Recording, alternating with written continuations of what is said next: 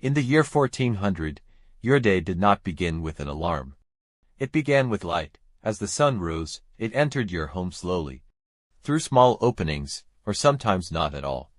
Many homes had no glass windows, only wooden shutters or thin coverings to block the cold. You wake up where you slept, which is not a private bedroom, it is a shared space. Often with family, sometimes with animals, all under the same roof. The air is heavy, smoke from last night's fire still lingers, trapped inside. There is no silence. People move early. Wood cracks, tools shift, someone is already preparing for the day. And without much delay, your day begins. There is no concept of taking it slow. Your first task depends on your role.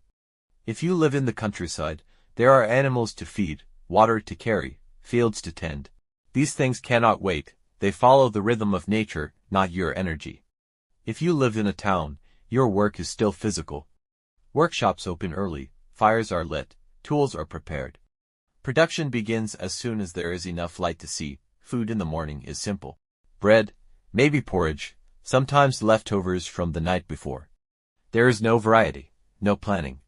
Just enough to continue, and then, the work continues. Hours pass, but not in the way we understand time.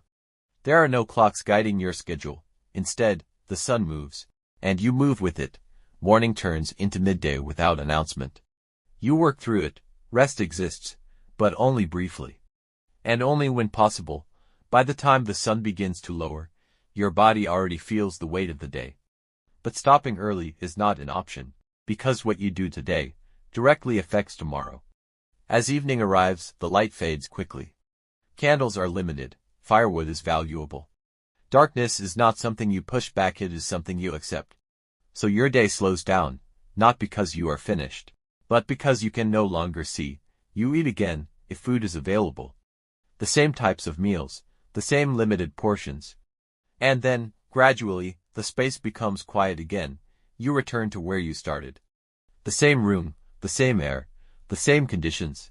There is no clear separation between work and rest. Just cycles, and as you lie down, your body recovers. Just enough to repeat it again, because in 1400, your daily routine was not about productivity. It was about survival, and every day followed a similar rhythm. Work in the medieval world was not a matter of choice. From the moment you were able to stand and follow instructions, you were expected to contribute. There was no concept of taking time off. No weekends, no slow mornings. Your role was decided early. Most people were born into labor, and they stayed there for life. If you were a peasant, your days were tied to the land. Fields needed constant attention, plowing, planting, harvesting. And the work did not wait for comfort. Weather didn't matter, fatigue didn't matter. If the work was not done, the consequences were immediate. Food would be scarce, livestock would suffer, and survival itself would become uncertain. In towns, life was not much easier. Blacksmiths, bakers, and craftsmen worked long, repetitive hours. Their skills were valuable, but so was their output. There was always more to do, and stopping too early meant falling behind. Children were not exempt from this system. From a young age, they assisted in small tasks, carrying water, gathering wood, learning the rhythm of labor before they understood it. Over time, work became routine. Not something questioned, but something expected. Even illness did not guarantee rest. Unless someone was completely unable to move, they were still expected to contribute in some way. Because in medieval life, effort was directly tied to survival. There was no safety net, no system to fall back on. If you didn't work, you didn't eat, and that reality shaped every single day. In medieval life, working was not enough. No matter how hard you labored, a portion of what you produced did not belong to you. It belonged to your lord. Peasants were required to give part of their harvest as tax. Grain, animals, even time itself, everything had a cost. And these obligations were not optional. If the harvest was good, a share was taken. If the harvest was poor, the demand often remained the same, which meant survival became a calculation. How much could you keep, and how much would be taken? There were also additional burdens. Tithes were paid to the church, usually a tenth of what you produced. And then there were fees, using the mill, baking bread in the Lord's oven. Even access to certain tools or land came at a cost. Over time, these small demands added up, and when someone couldn't pay, debt began. Debt in the medieval world was not abstract, it was immediate and often personal. You might owe grain, labor, or future harvests that hadn't even been grown yet. And debt rarely disappeared, it followed you, season after season. In some cases, it passed on to your family.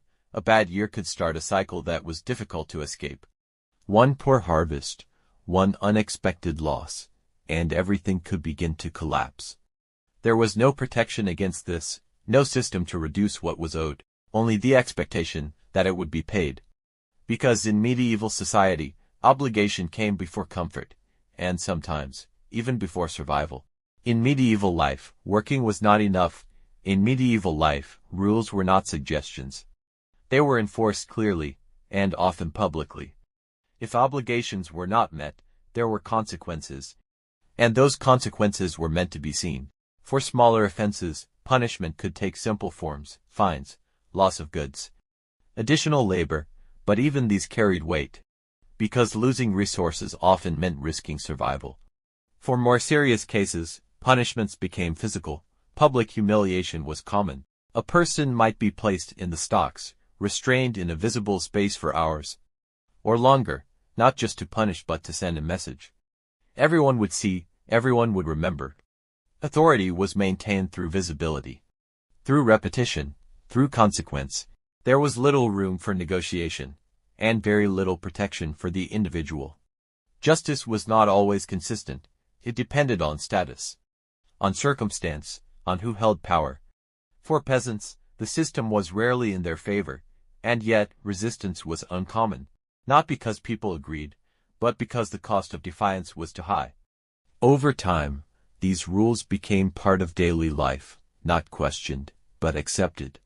Because in a world where survival was uncertain, stability, even harsh stability, was often preferred. And so, life continued, structured by routine, defined by work, limited by obligation, from morning to night.